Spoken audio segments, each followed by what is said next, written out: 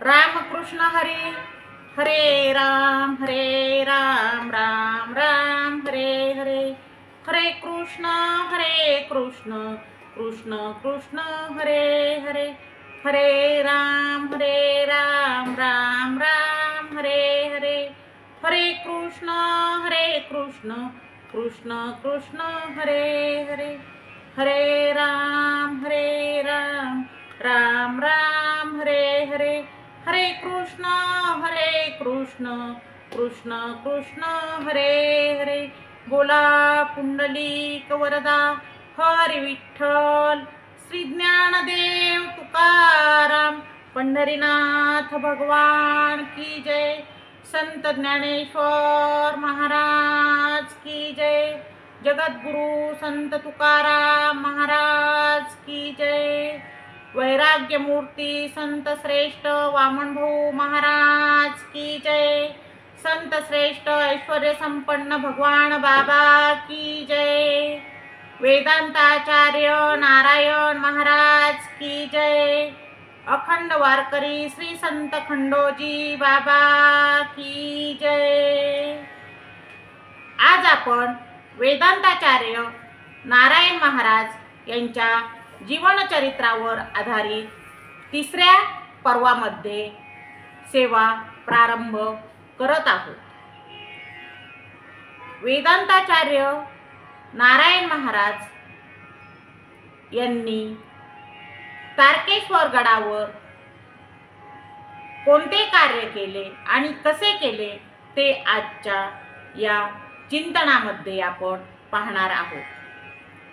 सुरुवात करण्यापूर्वी मंगलाचरणाने प्रारंभ करूया. जय जय रामकृष्ण हरी. गडावरी उगवली सवारी, नारायण नामाची ज्योती, भक्तांशी दिली ती प्रीती.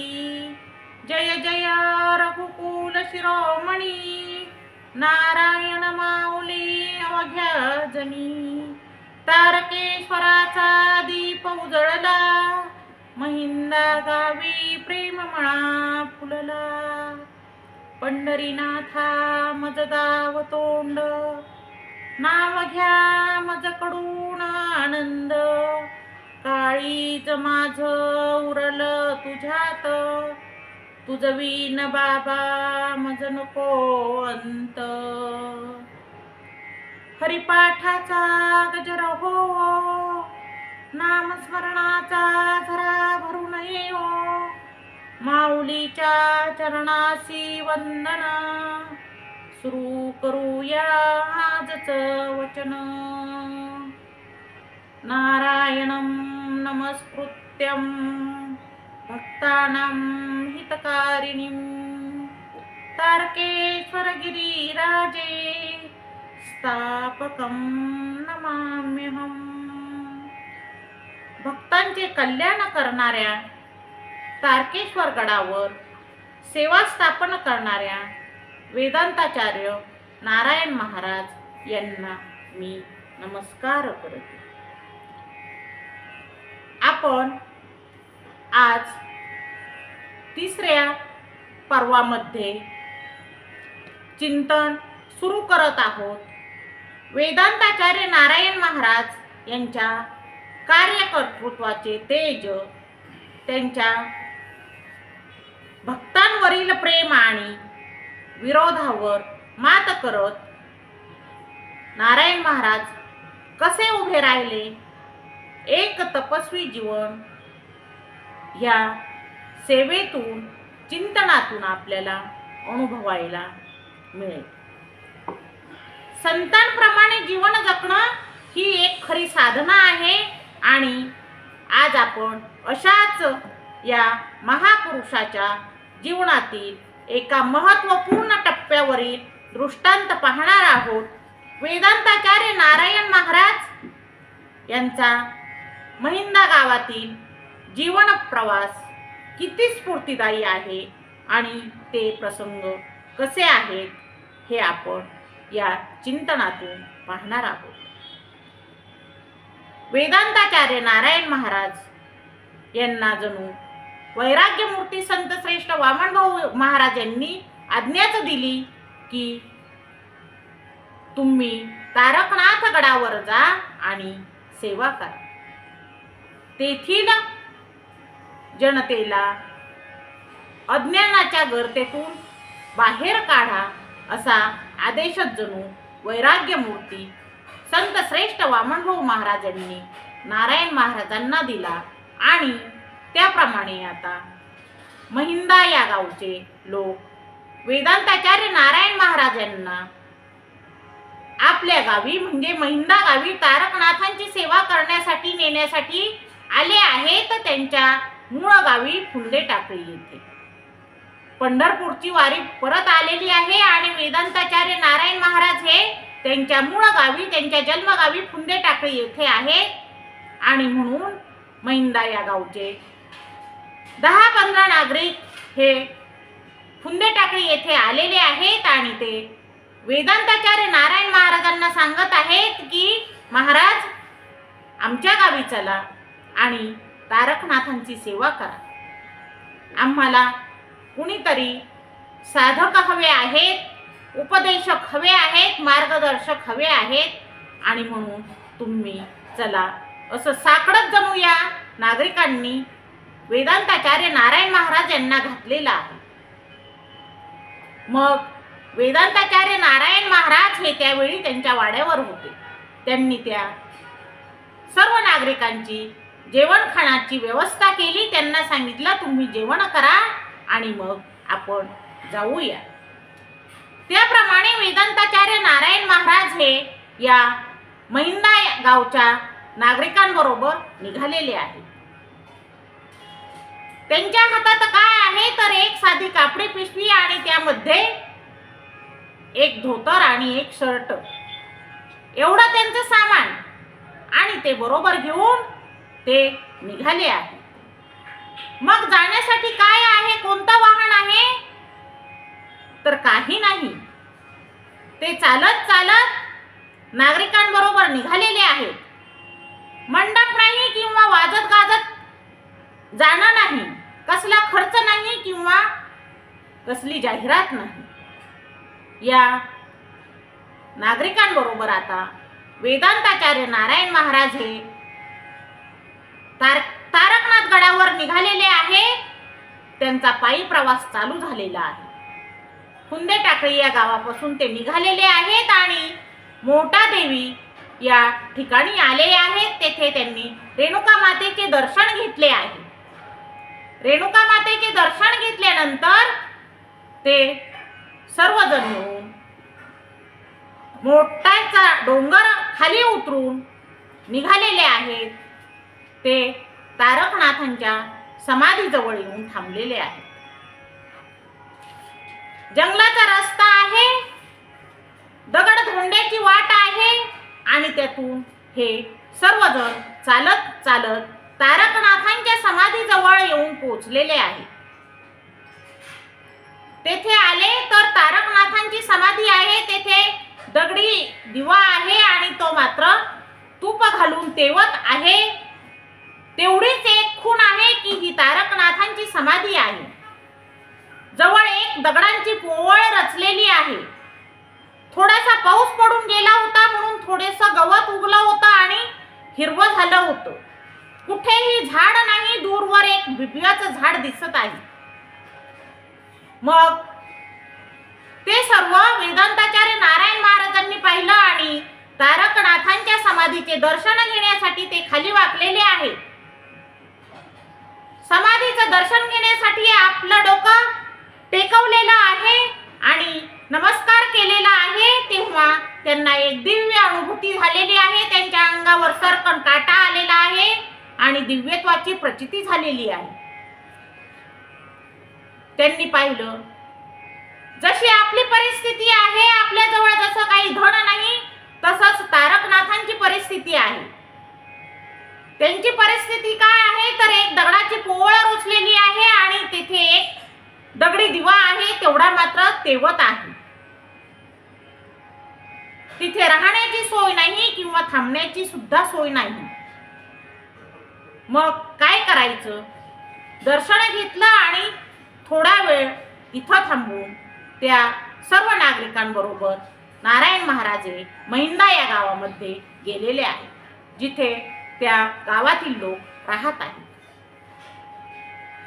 आता सर्व गावात झाले आहे की आपल्याकडे फुंदे टाकळी येथील वेदांताचार्य नारायण महाराज हे आलेले आहेत आणि ते एका ठिकाणी थांबलेले आहेत. मंदिरामध्ये थोडा वेळ थांबलेले आहेत. मग संध्याकाळी कीर्तन घ्यावं असं ठरलं आहे. कीर्तन घ्यायचं, मग भजनी नकोत का, टाळकरी नकोत का, काही नाही, कुणालाही कशाचेही ज्ञान नाही. आता काय करायचे? गाव असं आहे, साधं आहे, शिकलेलं 4-2 माणसं सोडली तर कोणी नाही. गावामध्ये एक शिक्षकी शाळा आहे आणि 4-5 तरुण कॉलेजमध्ये जात आहेत. एवढीच शिक्षणाची आणि त्या गावाची ओळख. बाकी गाव कसं तर सर्व मांसाहार करणारं, व्यसनाकडे वळलेलं, ग्रामीण भाषा शैली आणि अर्वाच्य शिवीगाळ करणं हेच फक्त त्या लोकांना माहीत. त्यांच्यावर कोणतेही संस्कार झालेले नाहीत आणि अशा या गावामध्ये आता वेदांताचार्य नारायण महाराज हे आलेले आहेत. संध्याकाळी कीर्तन करायचं नाही, मग काय करायचं तर आता प्रवचन करूया. प्रवचन करायचं असं ठरलं, पण गावामध्ये उजेड नाही. आता काय करायचे म्हणून वेदांताचार्य नारायण महाराज म्हणतात, अरे बत्ती लावा ना. तेव्हा गावातील 4-2 जाणकार माणसं सांगतात की बाबा, या गावात रॉकेल जाळत नाहीत, मग आता उजेड कशाचा करायचा? तेव्हा वेदांताचार्य नारायण महाराज हे निक्षून त्या नागरिकांना सांगतात, आजपासून रॉकेल जाळा, मी सांगतो म्हणून जाळा. आणि मग रॉकेल जाळायचं ठरलं तर गावात कुणाकडे बत्तीच नाही, कारण गावात रॉकेलच जाळायचं नाही, मग बत्ती कशाला घ्यायची? मग टेंभे तयार केले आणि त्यावर रॉकेल टाकलं आणि उजेड केलेला आहे. प्रवचन झालेलं आहे आणि लोक त्यांच्या मधुर वाणीने प्रवचनामध्ये बसलेले आहेत. आता आपल्या गावामध्ये तारकनाथांच्या गडावर महाराज आले आहेत, हे लहान थोरांना सर्वांना समजलेलं आहे. बाबांची राहण्याची व्यवस्था काय करायची? तेव्हा तेथे एक किराणा मालाचे छोटेसे दुकान आहे, पत्र्याचे दुकान आहे आणि त्या दुकानातच बाबांची तात्पुरती राहण्यासाठीची सोय करण्यात आली. साधे जीवन आहे, कसलाही डामडौल नाही आणि कसलाही गर्व नाही. या साध्या जीवनशैलीनं आता वेदांताचार्य नारायण महाराज हे त्या ग्रामस्थांमध्ये राहत आहेत, महिंदा या गावामध्ये राहत आहेत. त्यांनी रोज काय करावं? त्यांनी सकाळी उठून स्नान संध्या करावी आणि सर्व आटोपून तारकनाथांच्या समाधीकडे जावं, दर्शन घ्यावं. तेथे नित्यक्रम चालू केले. त्यांनी तेथे प्रवचन, हरिपाठ आणि काकड आरती हे सर्व चालू केलेले आहे. हळूहळू लोकही आता महाराजांबरोबर तारकनाथांच्या समाधीकडे येऊ लागले आहेत. आता वेदांताचार्य नारायण महाराज हे विचार करतात की काय करायचं. इथे आपल्याला काहीतरी करायचं आहे, म्हणजे इथे लोक थांबले पाहिजे. म्हणजे आधी माणसांना निवारा करायचा आहे, कारण माणसांना निवारा असल्याशिवाय माणसं इथं थांबणार नाही. आणि म्हणून निवारा करायचं ठरवलं. खरा देव आहे तो माणसांमध्ये आहे हे नारायण महाराजांनी ओळखलेलं आहे आणि म्हणून सुरुवातीला असं ठरलं की निवारा करायचा तो माणसांसाठी करायचा. आणि मग कामाला सुरुवात झालेली आहे. 1974 साल आहे आणि तेथे आता बाबांनी ठरवलं आहे, नारायण महाराजांनी ठरवलं आहे की बांधकाम करायचं आहे. जसा संत श्रेष्ठ भगवान बाबांचा गड आहे, संत श्रेष्ठ वामनभाऊ महाराजांचा गड आहे, तसंच आपण सुद्धा काहीतरी करूया. आपणही माणसांना थांबण्यासाठी निवारा करूया, थोडंसं बांधकाम करूया, असं वेदांताचार्य नारायण महाराजांना वाटलं आहे. आणि म्हणून त्यांनी मैंदा या गावच्या लोकांबरोबर चर्चा केली आणि लोक हळूहळू तयार होऊ लागलेले आहेत. बांधकाम करायचं, मग काय करायचं तर स्वतः कष्ट करायचं. जी थोडीशी देणगी मिळेल त्यातून कार्य करत राहायचं असं ठरलेलं आहे. मग गावातील सर्वच लोक हे तेथे येऊ लागलेले आहेत आणि कष्ट करू लागलेले आहेत. आपण कष्ट करायचं आणि गड बांधायचा हे लोकांना सुद्धा आता वाटत आहे.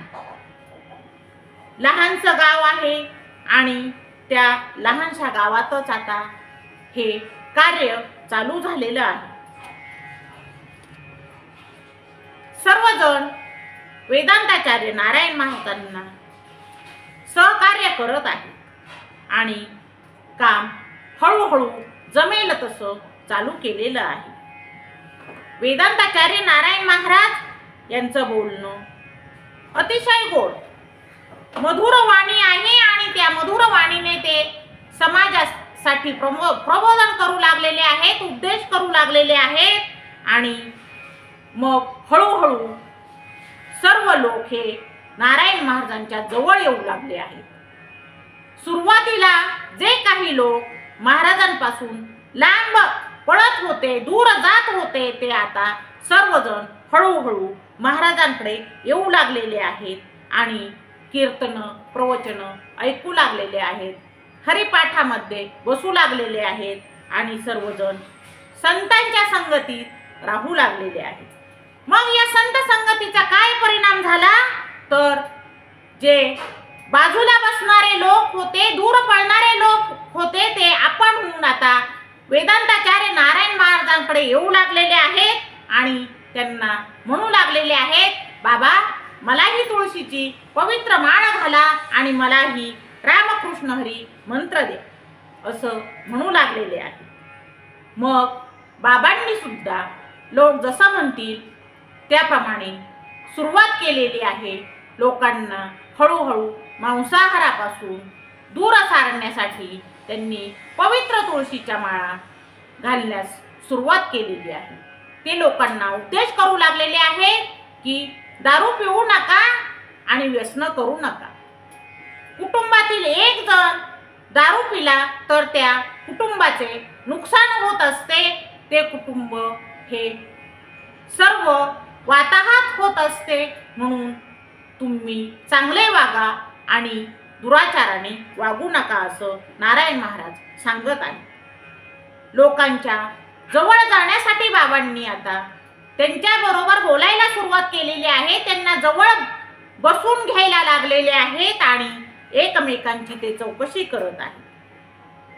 गावातील आणि परिसरातील सर्व लोकांची बाबा आपण चौकशी करत आहेत. आणि मग प्रत्येकाला असं वाटू लागलेले आहे की महाराज ही आपली चौकशी करतात, सर्व शेजाऱ्यांची चौकशी करतात आणि म्हणून त्यांना महाराजांविषयी जिव्हाळा निर्माण झालेला आहे, प्रेम निर्माण झालेला आहे. वेदांताचार्य नारायण महाराज हे आजारी, वृद्ध आणि काही गरजू जे लोक आहेत त्यांची सुद्धा स्वतःहून भेट घेऊ लागलेले आहेत, त्यांना धीर देऊ लागलेले आहेत, आशीर्वाद देऊ लागलेले आहेत. आणि मग नारायण महाराजांच्या प्रेमळ बोलण्याने काय झाले तर लोक हळूहळू हे महाराजांच्या जवळ आलेले आहेत आणि त्यांचे सहकार्य करू लागलेले आहेत. लोकांना आता स्वतःहून असं वाटायला लागलेलं आहे की तारकेश्वर गडावर जावं आणि तिथं जाऊन बाबांबरोबर काही वेळ घालवावा, त्यांना काहीतरी काम करू लागावं असं वाटू लागलेलं आहे. आणि मग त्यांनी सर्वांनी मिळून असं ठरवले आहे की आपण काहीतरी देणगी जमा करूया आणि आपण आता या बांधकामासाठी बाबांना सहकार्य करूया। मग बाबा सुद्धा सर्वांशी प्रेमाने वागत आहेत। रोज सकाळी ते उठून तारकेश्वर गडावर जात आहेत आणि संध्याकाळी पुन्हा महिंदा या गावात येत आहेत, कारण तेथे राहण्याची कोणतीही सोय नाही। ते जणू जंगलच आहे आणि त्या जंगलातच आता बाबांनी हा गड उभारायचा असं ठरवलेलं आहे।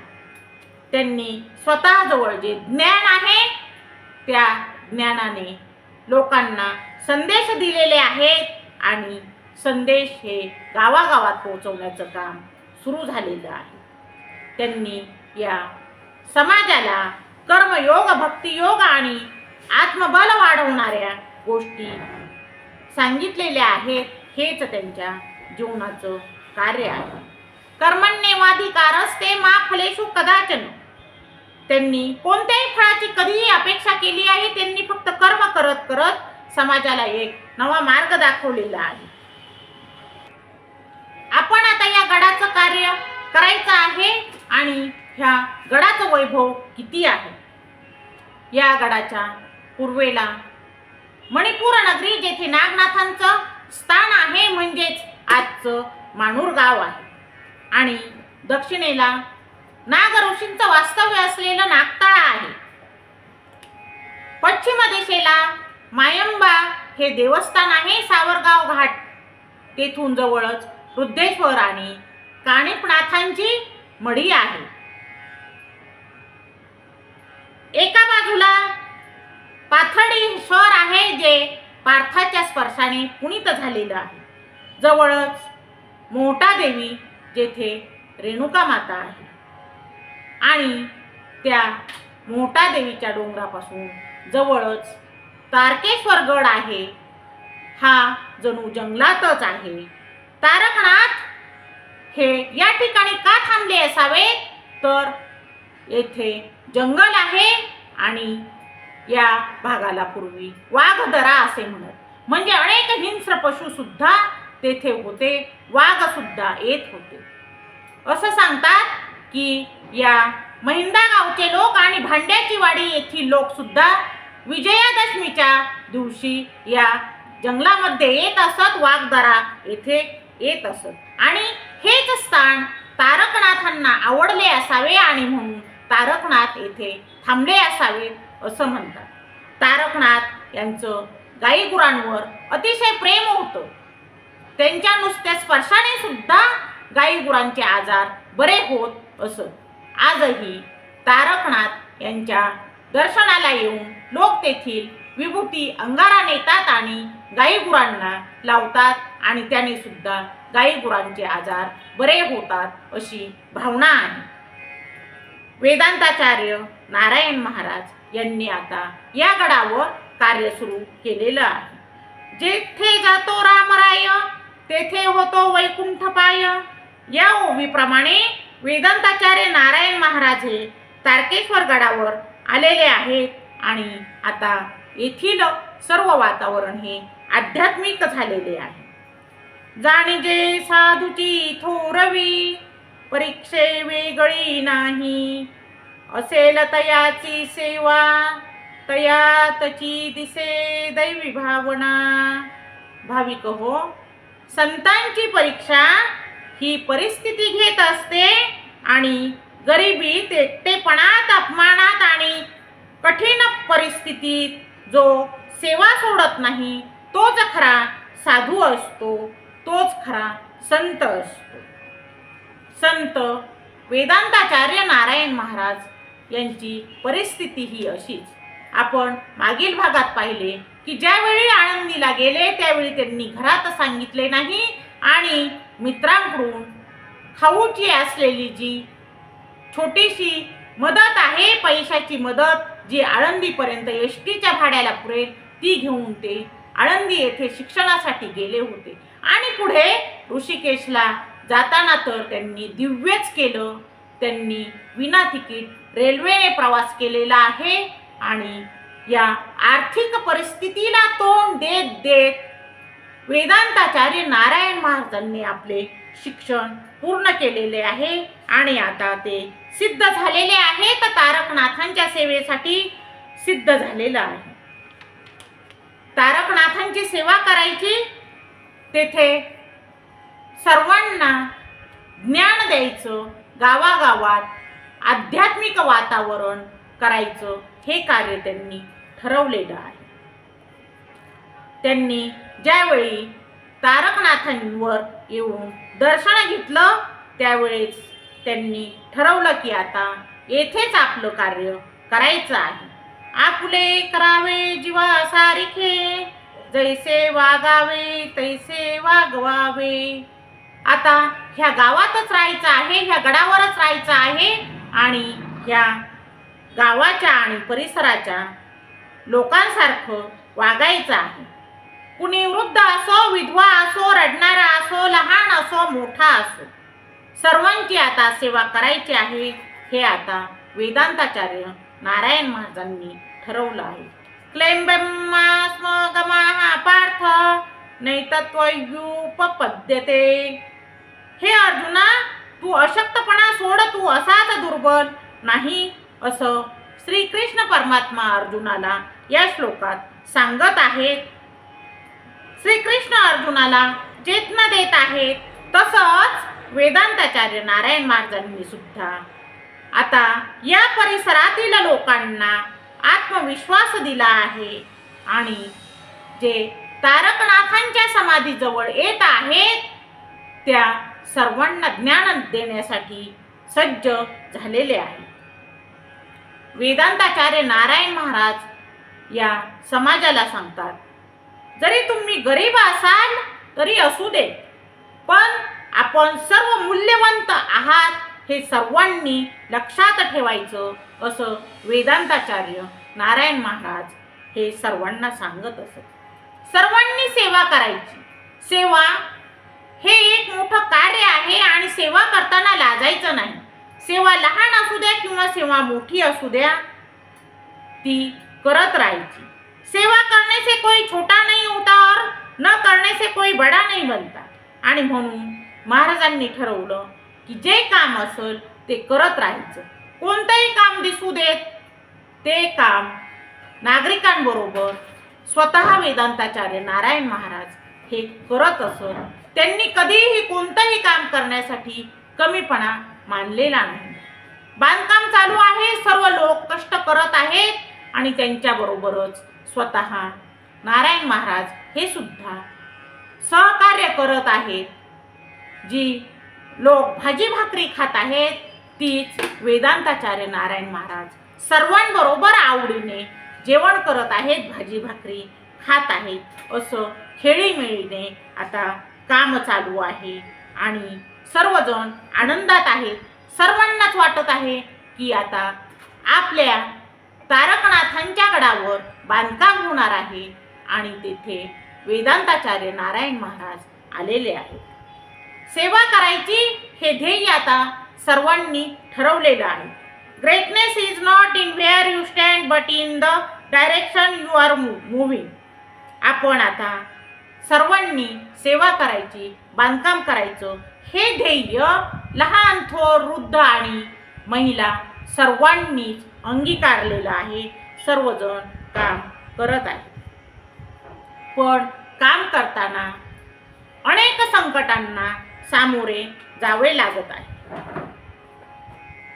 काम चालू आहे आणि हे काम करताना अडचणी येत आहेत.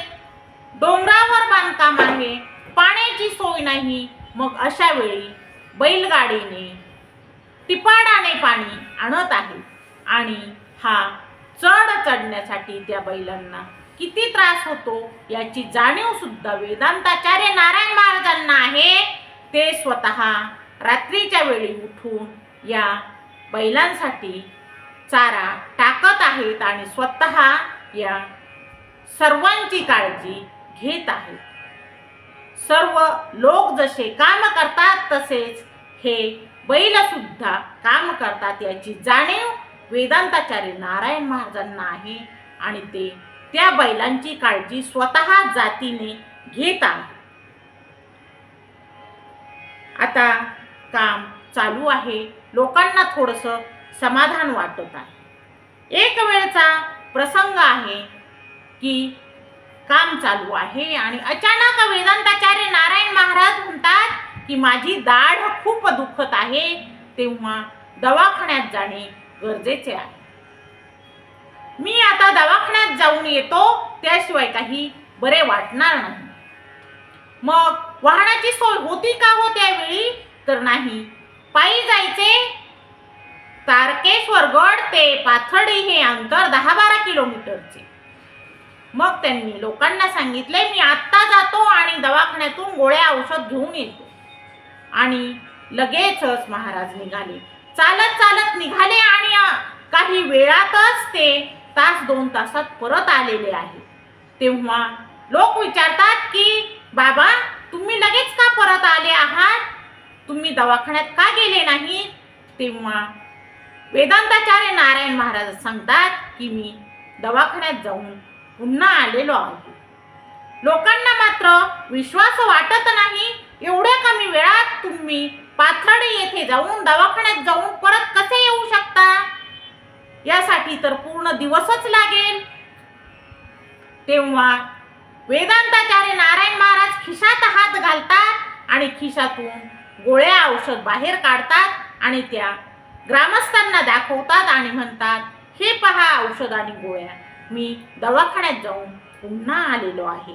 तेव्हा लोकांना वाटते नक्कीच महाराजांमध्ये काहीतरी दैवी शक्ती आहे आणि म्हणूनच महाराज इतक्या लवकर दवाखान्यात जाऊन परत आलेले आहेत असं वाटत आहे.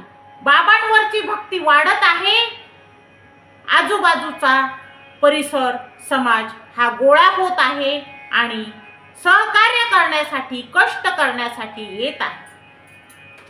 सर्वजण गुण्या गोविंदाने एकत्र आनंदाने कष्ट करत आहेत आणि काम चालू आहे. गडाकडे येण्यासाठी रस्ता सुद्धा नाही. मग अशा वेळी ते रस्ता सुद्धा तयार करत आहेत आणि सर्वजण मिळून काम करत आहेत. पण सर्वच चांगलं असतं का हो? नाही ना. चांगल्यात थोडंसं काहीतरी वाईट असतंच. तसं काही माणसं सुद्धा विघ्न संतोषी आहेत आणि ते विघ्न संतोषी माणसं सुद्धा त्रास देत आहेत. विघ्न संतोषी माणसं महाराजांना त्रास देण्यासाठी तयारच आहे. गडाचे बांधकाम चालू आहे आणि वेदांताचार्य नारायण महाराज त्या ग्रामस्थांना सांगतात की माझी शेवटच्या वर्षाची परीक्षा द्यायची राहिलेली आहे आणि म्हणून मी ऋषिकेश येथे जातो आणि माझी परीक्षा देऊन पुन्हा माघारी येतो. या कारणामुळे लोक स्वतः बांधकाम करण्याची जबाबदारी घेतात आणि वेदांताचार्य नारायण महाराज हे ऋषिकेश येथे जाऊन परीक्षा देतात. वेदांताचार्य महाराजांना एका मनाने असं वाटतं की आता पुन्हा आपण तारकेश्वर गडाकडे जाऊच नाही. आता आपण आलोत ना ऋषिकेश येथे, परीक्षा द्यावी आणि येथेच आचार्य व्हावं असं वेदांताचार्य नारायण महाराजांना वाटत आहे. संध्याकाळी असं वाटलं आणि सकाळच्या वेळी ते स्नानासाठी गेलेले आहेत. गंगेवर स्नानासाठी गेलेले आहेत. त्यांनी गंगेमध्ये डुबकी मारलेली आहे आणि त्यांनी गंगेवर स्नानासाठी डुबकी मारली. त्यांना एक दिव्य अनुभूतीच झाली, एक दिव्य दृष्टांतच झालेला आहे. त्यांना असं वाटलेलं आहे की गडावर काहीतरी वेगळं झालेलं आहे. काय झाले असे? तेव्हा जणू त्यांना अज्ञात झालेली आहे की तुम्ही आता परत तारकेश्वरावर जा. काही विघ्न संतोषी लोक हे त्रास देत आहेत असं बाबांना वाटत आहे. काही व्याघ्राची या रूपे भक्तीचा पाहे विघ्न रूपे, म्हणजेच भक्तीच्या मार्गात कोणीतरी विघ्न आणत आहे असं महाराजांना वाटत आहे. पण बाबा त्याचा स्वीकार सुद्धा भक्तीचाच भाग म्हणून करत आहे. अनन्या चिंतयंतो माये जना परुपासते तेषां नित्याभियुक्तानां योगक्षेमं वहाम्यहम्। जो भक्त आहे आणि जो भक्ती करतो त्याची जबाबदारी हा भगवंत घेत असतो। तसंच नारायण महाराज यांना सुद्धा त्यांच्या भक्तांची काळजी घ्यायची आहे। त्यांची काळजी घेणं हे महाराजांचं जणू कर्तव्यच आहे असं ते मानतात। त्यांना अंतःकरणातून जणू आवाज आलेला आहे की तारकेश्वरावर परत जा आणि आता गडावरूनच भक्तीचा दीप लाव। स्वधर्मे निधनं श्रेयः परधर्म भयावह। म्हणजे आपण ज्यासाठी जन्मलो आहोत त्यासाठी आपण जगायला हवं, तेच नारायण महाराजांनी करायचं आहे। त्यांनी आता गडाची वाट धरली, कारण आता गडावरूनच सेवा करायची आहे। ते ऋषिकेशहून येण्यासाठी परत निघालेले आहेत। त्यांना दृष्टांतच झालेला आहे की गडावर काहीतरी वेगळे झाले आहे आणि म्हणून ते ऋषिकेशहून पुन्हा तारकेश्वर गडाकडे आलेले आहेत। तारकेश्वर गड येथे आल्यानंतर त्यांना असे समजले की गडाच्या बांधकामाची जबाबदारी ज्या ग्रामस्थांनी घेतलेली आहे, लोकवर्गणीचा हिशेब ज्या लोकांनी ठेवलेला आहे त्या लोकांवरच काही विघ्न संतोषी लोकांनी आरोप केलेले आहेत, गुन्हा नोंदवलेला आहे आणि त्यांना अडकवले आहे। बाबा परत आल्यानंतर त्यांना हे कळतं आणि बाबा म्हणतात, संध्याकाळी आपण कीर्तन करूया। कीर्तन चालू होतं आणि ते कीर्तनात म्हणतात, काळजी नका करू रे, कीर्तन पूर्ण होईपर्यंत आपुले लोक परत येतील, हे निश्चित आहे अंतःप्रेरणेने।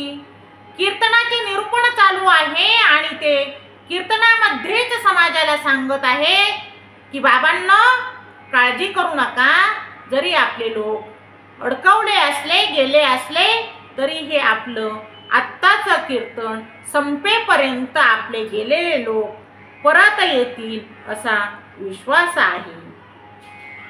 आणि काय आश्चर्य पहा, कीर्तन अजून संपलेलं नाही, चालूच आहे।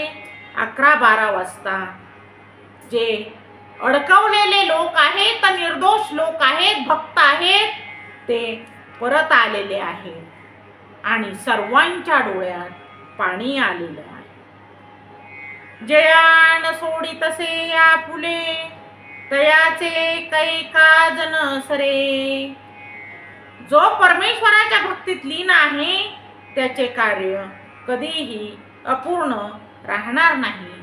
जे लोक विनाकारण आरोप करून अडकवले होते ते परत आलेले आहेत आणि जसं महाराज म्हणाले होते की कीर्तन संपेपर्यंतच येतील, त्याप्रमाणेच ते त्याच रात्री पुन्हा माघारी आलेले आहेत। नमे भक्ता प्रणच्छती, म्हणजेच माझा भक्त कधीही नष्ट होत नाही, त्या भक्तांचे रक्षण करणारा मी आहे। हाच एक प्रसंग आहे आणि हाच एक आधार आहे। ही काही योगायोगाची गोष्ट नाही, तर हे वेदांताचार्य नारायण महाराज यांच्या शक्तीचं एक फळ आहे। हा एक विश्वास आहे। हा विश्वास काही आंधळा विश्वास नाही, हा विश्वास अनुभवातून जन्माला आलेला असा विश्वास आहे आणि वेदांताचार्य नारायण महाराज यांचा हा अनुभव आता लोकांच्या हृदयामध्ये कोरला गेलेला आहे।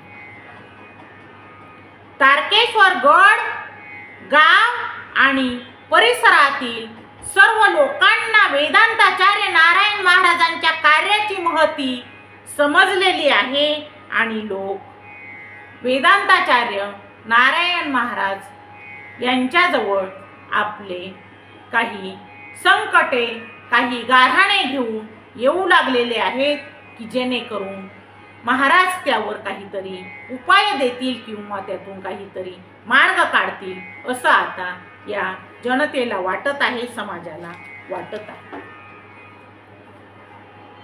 जरी काही विघ्न संतोषी लोकांनी त्रास दिलेला आहे आणि त्या त्रासातून नारायण महाराज यांचे भक्त परत निर्दोष सुटून आलेले आहेत, तरी विघ्न संतोषी लोकांचे डोळे काही उघडलेले नाहीत.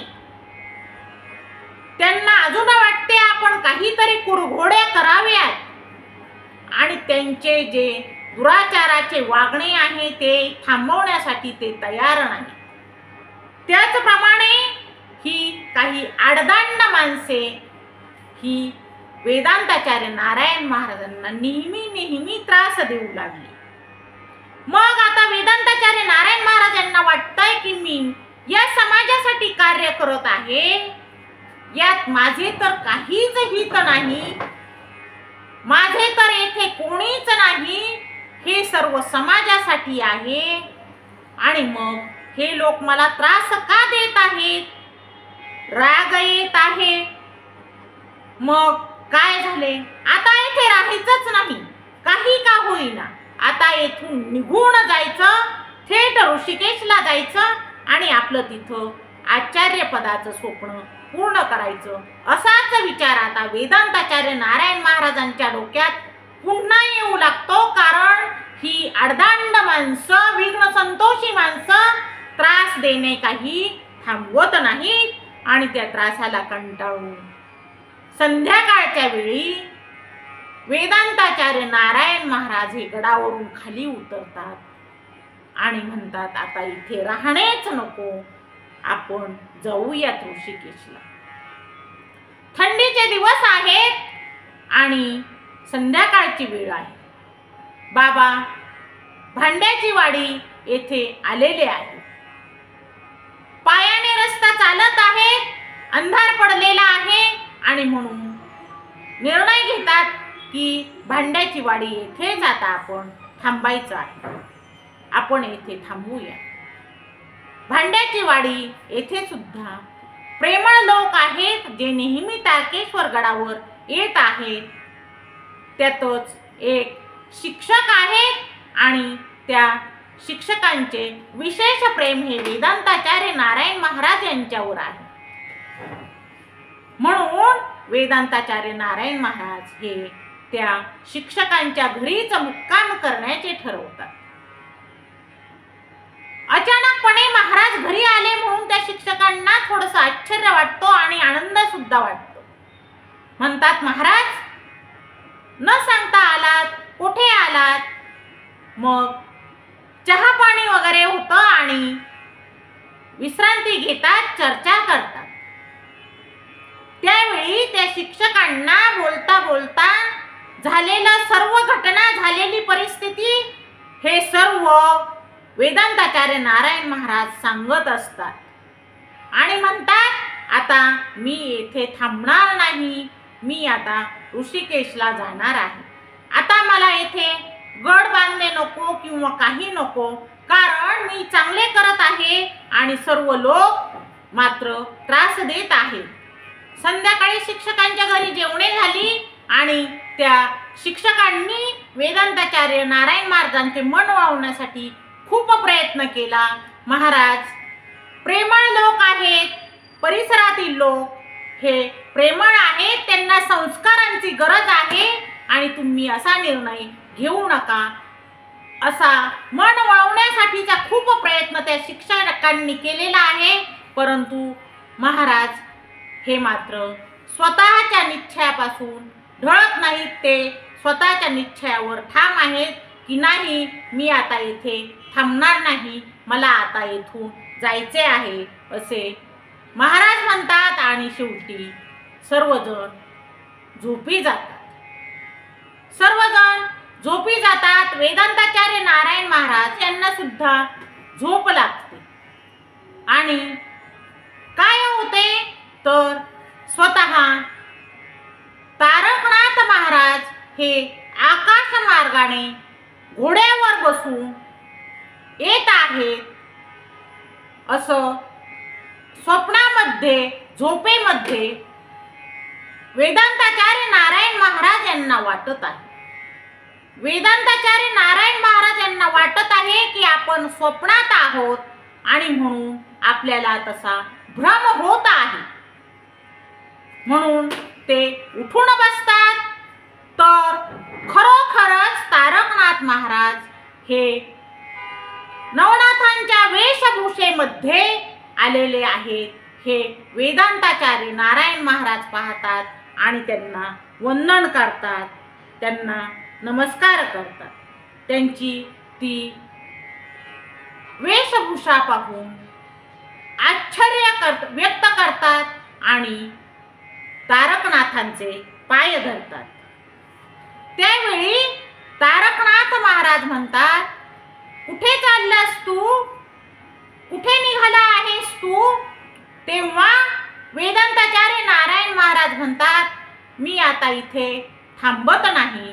मी खूप चांगले करण्यासाठी प्रयत्न करत आहे, गड बांधण्यासाठी प्रयत्न करत आहे, परंतु हे लोक मला त्रासच देत आहेत. मग आता मी काय करू? ह्या लोकांना जर वाटतंय की मी येथे थांबू नये, तर मग मलाही तसेच करायचे आहे, मला इथून जायचे आहे आणि म्हणून मी हा निर्णय घेतलेला आहे. मी जरी इथे थांबलो तरी ह्या कामामध्ये मला यश येणार नाही असे मला वाटते, कारण लोक मला त्रास देतच राहतील. हे बोलणे तारकनाथांनी ऐकून घेतले आहे आणि तारकनाथांनी वेदांताचार्य नारायण महाराजांना सांगितले आहे की तू जे बोलशील ते सत्य होईल आणि खरे होईल. त्यांच्या पाठीवर थाप टाकलेली आहे आणि सांगितलेलं आहे, तू आता पुन्हा तारकेश्वर गडावर जा आणि तुझा जो निर्णय आहे तो बदल कर. मी सांगतो म्हणून तू तारकनाथावर परत जा. कारण लोकांना संस्काराची गरज आहे, त्यांना कोणीतरी मार्गदर्शक हवं आहे, उपदेशक हवं आहे आणि ते काम तुला करायचं आहे. म्हणून तू तारकनाथावर पुन्हा जा. तू जे जे बोलशील ते ते खरं होईल असं सांगितलेलं आहे. पाठीवर थाप टाकलेली आहे आणि तेव्हापासूनच वेदांताचार्य नारायण महाराजांना ऐश्वर्य आलेलं आहे. स्वतः तारकनाथांनी दर्शन दिलेलं आहे. ही घटना एक दैवी घटना आहे. स्वतः तारकनाथांनी वेदांताचार्य नारायण महाराजांना सांगितलेलं आहे, तू गडाकडे परत जा. म्हणजेच विश्वास, श्रद्धा आणि दैवी आदेश ह्या सर्वांचं असं एक उत्तम उदाहरण हे आहे.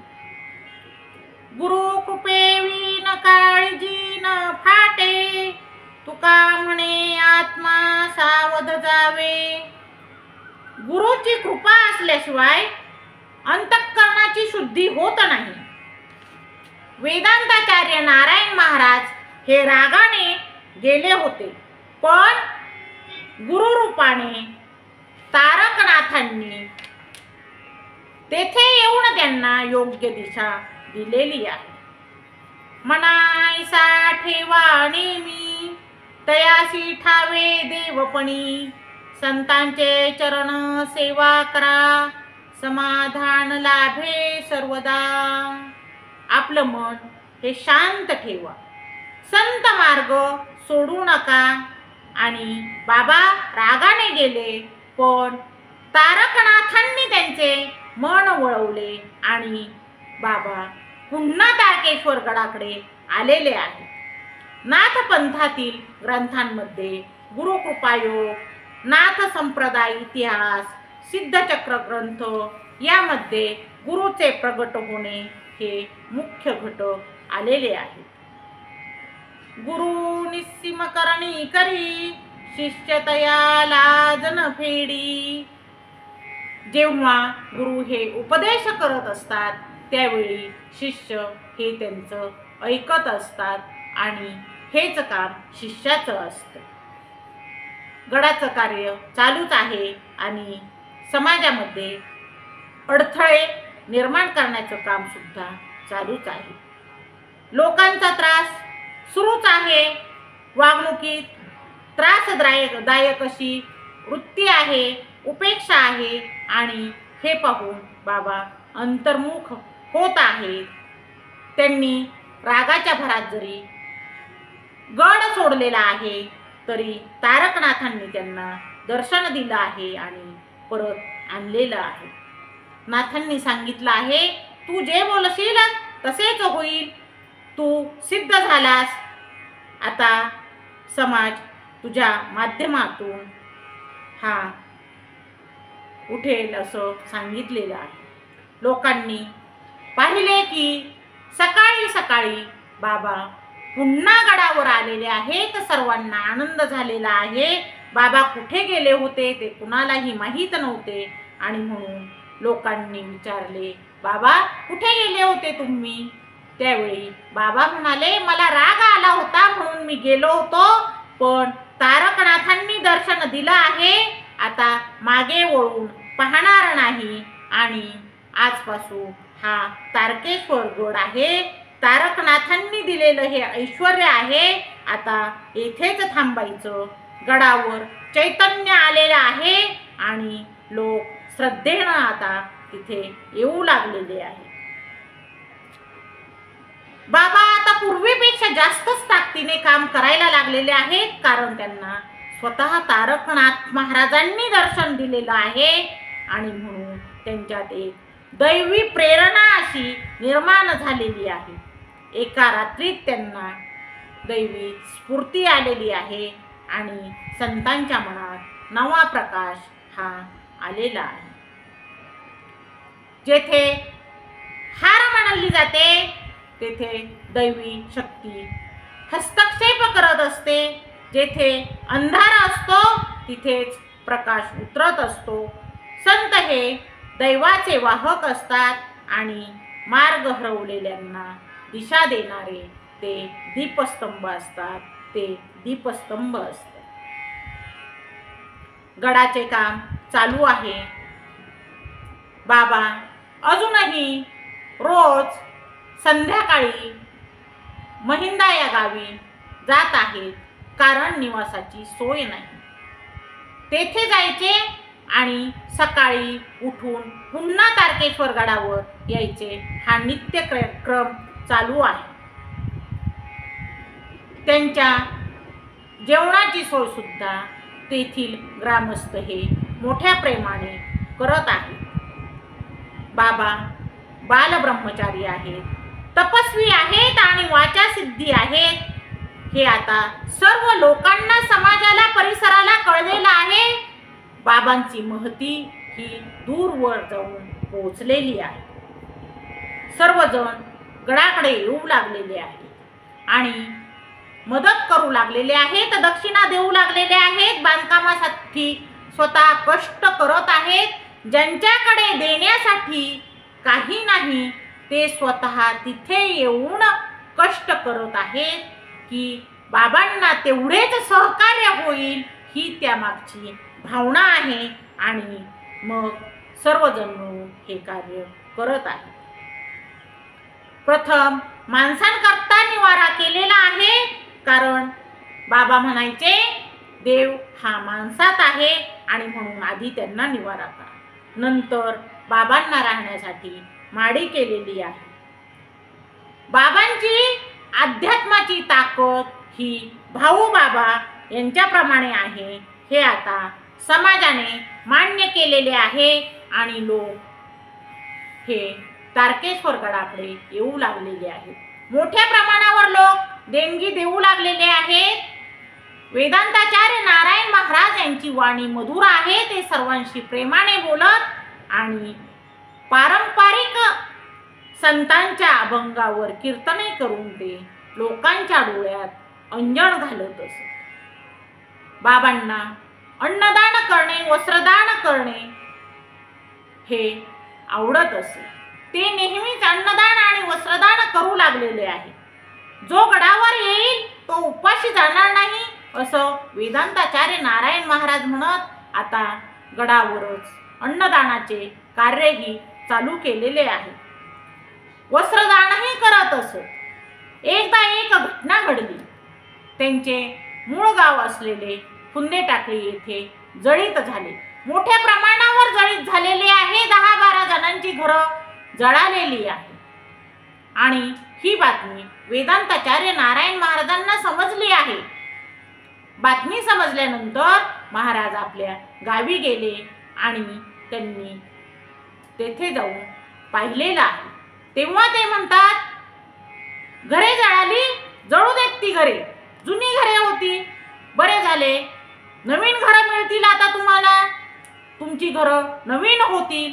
फक्त एक चांगले झाले की जीवितहानी झाली नाही, हे मात्र चांगले झाले. कुठलीही प्राण्याची किंवा मनुष्याच्या जीवाची हानी त्या जळितामध्ये झाली नव्हती. मग नारायण महाराज यांनी काय केले तर स्वतः 4 लोकांना घेऊन हे दुकानात गेलेले आहेत आणि तेथे जाऊन त्यांनी भांडी खरेदी केलेली आहे. त्यांनी भांडी खरेदी केली आणि त्या 10-12 कुटुंबांना ती भांडी दान केलेली आहेत, वाटलेली आहेत. ते म्हणतात, तुम्ही थोडंसं काहीतरी निवारा करा आणि तुम्ही तुमचा प्रपंच चालू करा. तुमची आता लवकरच घरं होतील, श्रम करा. आणि त्या लोकांनी बाबांच्या सांगण्याप्रमाणे श्रम केलेलं आहे, कष्ट केलेलं आहे, शेतं पिकलेली आहेत आणि त्यांना त्या वर्षी उत्पन्नही चांगलं झालेलं आहे आणि त्यांनी नवीन घरं बांधलेली आहेत. असे वाचासिद्धी असणारे वेदांताचार्य नारायण महाराज आहेत. त्यांनी नेहमी लोकांना उपदेश केलेले आहेत, धीर दिलेला आहे. लोकांमध्ये साहस निर्माण करण्यासाठी प्रयत्न केलेले आहेत.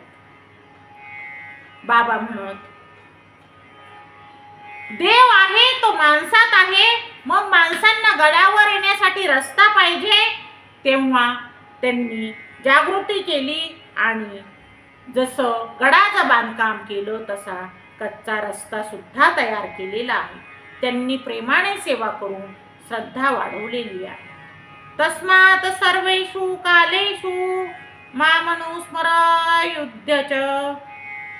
मय्यर्पित मनो बुद्धी मामे वैशस्य संशयाः. सर्व काळात मला स्मरण कर आणि युद्ध कर, असं श्रीकृष्ण परमात्मा अर्जुनाला सांगत आहेत.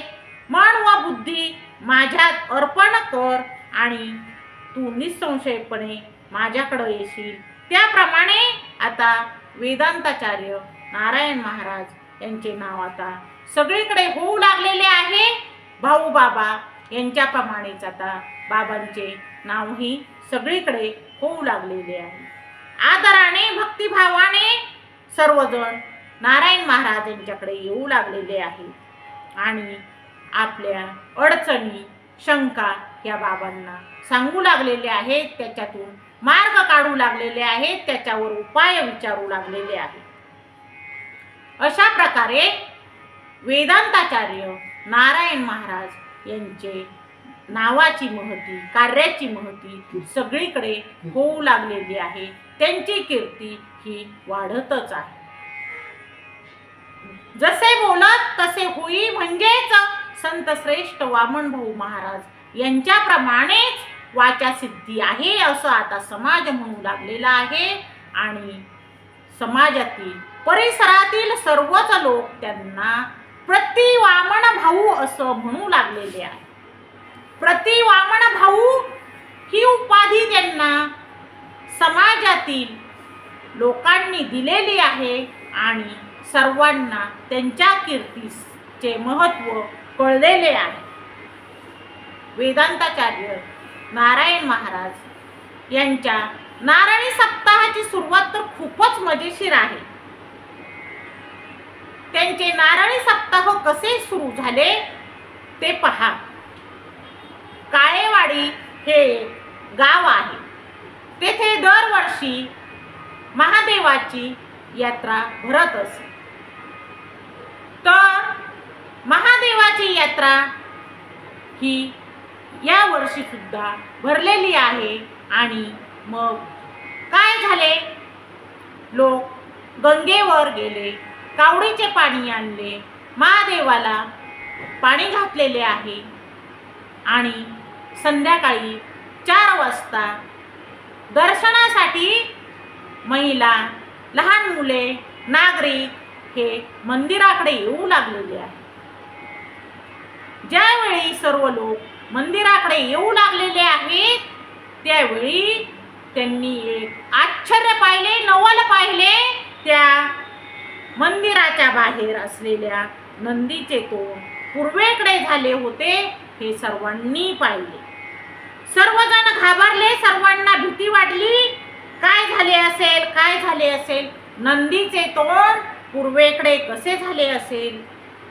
म्हणून गावातील वृद्ध वयस्कर लोक हे ब्राह्मणाकडे गेले आहेत. काय झाले असेल, कोणता कोप झाला असेल का हे जावे आणि ब्राह्मणाला विचारावे असे ठरवले आणि ते ब्राह्मणाकडे गेलेले आहेत. तेव्हा ब्राह्मणाने सांगितले की घाबरू नका, तुम्ही काय करा, एखाद्या महाराजांच्या हाताने भंडारा घाला, तिथे तुम्ही भंडारा घाला. ब्राह्मणाने असे सांगितले की भंडारा घाला. म्हणून मग परिसरातील लोक यांनी ठरवले की आता आपण वेदांताचार्य नारायण महाराज यांच्याकडेच जाऊया. म्हणून लोक वेदांताचार्य नारायण महाराज यांच्याकडे तारकेश्वर गड येथे आलेले आहेत.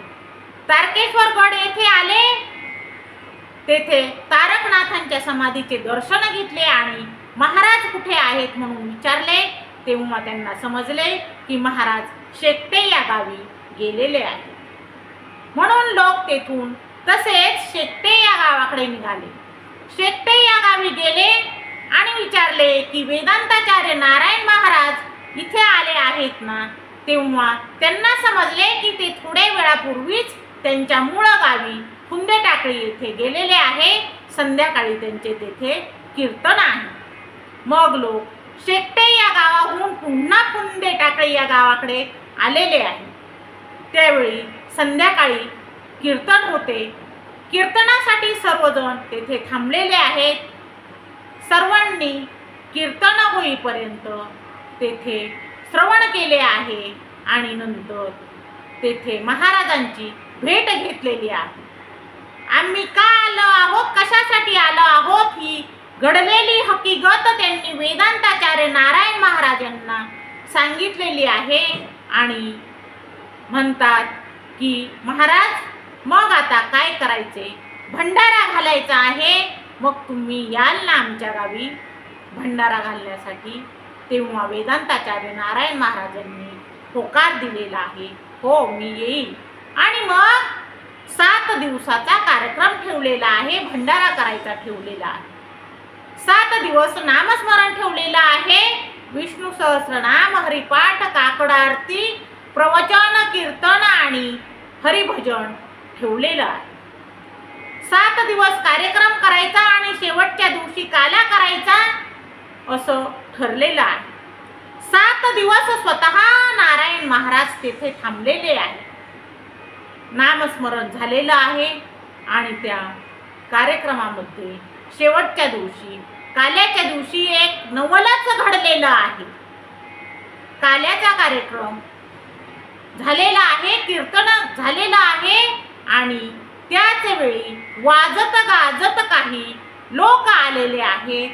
काय वाजत आहे, काय वाजत आहे म्हणून पाहिलं तर लोक आलेले आहेत. नारायण महाराज यांना तर काहीच कळलं नाही. लोक वेदांताचार्य नारायण महाराज यांच्याकडे आलेले आहेत आणि म्हणतात तसे, महाराज आता आम्हाला नारळ द्या. कशाचे नारळ द्यायचे? महाराज येथे सप्ताह झाला ना, मग आता पुढच्या वर्षीच्या सप्ताहाचं नारळ आम्हाला द्या. करोडे गावचे लोक आहेत हे, आणि हे लोक महाराजांना सांगतात की महाराज आम्हाला नारळ द्या. जसे भाऊ बाबा यांचे नारळी सप्ताह आहेत, तसाच आपलाही नारळी सप्ताह चालू करायचा आहे आणि म्हणून आम्हाला नारळ द्या असं सांगत आहे. बाबांना काही कळेना, पण लोक आग्रह करू लागलेले आहेत आणि म्हणून बाबांनी नारळ घेतला आणि करोडीच्या ग्रामस्थांना तो नारळ दिलेला आहे. अशा प्रकारे त्या नारळी सप्ताहाची परंपरा चालू झालेली आहे. संत वचनी जो जे बोले ते शब्द ब्रह्मची जाहले. संत जे बोलतात ते सत्य आणि ब्रह्मस्वरूप असं असतं. आता पुढच्या वर्षीच्या सप्ताहाचं नारळ करोडी या गावच्या लोकांनी घेतलेलं आहे. करोडी या गावच्या लोकांनी नारळ घेतलं आणि बाबांना सांगितलं की तुम्ही सुद्धा नारळ घेतलंय, 7 दिवस तेथेच यायचं आहे आणि राहायचं आहे. मग करोडी या गावी सप्ताह असल्यामुळे स्वतः वेदांताचार्य नारायण महाराज हे 7 दिवस सप्ताहासाठी करोडी या गावातच राहिलेले आहेत. 7व्या दिवशी बाबांना चिंता लागलेली आहे. ते म्हणतात आता या वर्षीचं नारळ घ्यायला कोणी येईल का? करोडीच्या लोकांनी मागच्या वर्षी आपल्याकडून नारळ घेतला आणि सप्ताहाची परंपरा चालू केलेली आहे, पण आता कोणी मागेल का हे नारळ? ही चिंता आता वेदांताचार्य नारायण महाराजांना लागलेली आहे. ते म्हणतात मी रात्री झोपलो पण झोप येईना. मी या कुशीवरून त्या कुशीवर वळत होतो आणि त्या मोठ्याच्या रेणुका मातेला मी साकडं घातलं. माते, तू सर्वांची जननी आहेस, आता काय करायचं ते तूच बघ. आता पुढच्या वर्षीचं नारळ कोणाला द्यायचं ते तूच ठरव. म्हणजेच वेदांताचार्य नारायण महाराजांनी सर्व भार आता मोठा देवीच्या रेणुका मातेवर टाकलेला आहे. दुसऱ्या दिवशीची सकाळ उगवली आहे. काल्याचे कीर्तन उभे राहिलेले आहे आणि त्याच वेळी वाजत गाजत लोक आलेले आहेत. वेदांताचार्य नारायण महाराज यांना एका नारळाची चिंता होती, तर तेथे 3 गावचे ग्रामस्थ आलेले आहेत, वाजत गाजत आलेले आहेत की महाराज आम्हाला नारळ द्या, आम्हाला पुढच्या वर्षीच्या सप्ताहाचं नारळ द्या.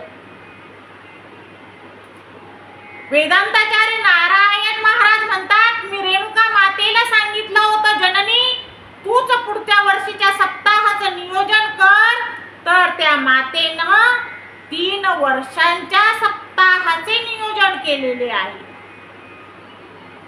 मोठा, मोहरी आणि कारेगाव या 3 गावातील मंडळी तेथे आलेली आहेत आणि त्यांनी नारळ मागितलेला आहे. बाबांनी मग या 1, 2 आणि 3 अशा पुढच्या 3 वर्षांची नारळ या 3 गावच्या लोकांना दिलेलं आहे. अशा प्रकारे आता नारायण महाराज यांच्या सप्ताहाची परंपरा ही चालू झालेली आहे. जे जे भेटे संत जनासी ते ते भेटे माणिकासी. संताच्या सानिध्यात जे काही घडतं ते मौल्यवान रत्नासारखं असं असतं. अशा प्रकारे आता नारळी सप्ताहाला सुरुवात झालेली आहे. बाबांची कीर्ती ही गरुडासारखी झेप घेत आहे आणि बाबांमध्ये एक प्रकारचे चैतन्य आलेले आहे. बाबांना एक दैवी प्रेरणा मिळत आहे.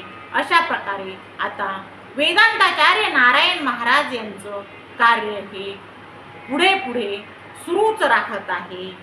आजच्या भागामध्ये आपण वेदांताचार्य नारायण महाराज यांच्या या प्रवचनरूपी सेवेला इथेच पूर्णविराम देऊया आणि पुढे पुन्हा 4थ्या भागामध्ये आपण चिंतन करणार आहोत. आता या भागाचे समारोप आपण एका ओवीने करूया. महिंदा गावी निवास केला, प्रभात काळी गड चढला.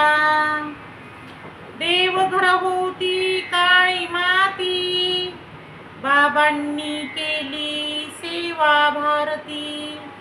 लोकांनी दिली हातात मदत, देणगी श्रम भक्तीची संपद. पण काहींनी विघात घडविला, शांत गडावर वाद उभारिला. देणगीस केला अपवाद, श्रद्धेवर केला आरोपवाद. बाबा गेले ऋषिकेश धाव, पुन्हाला मनात संघर्ष भाव. रागावून बाबा गेले दूर, भांड्याची वाडी आली समोर.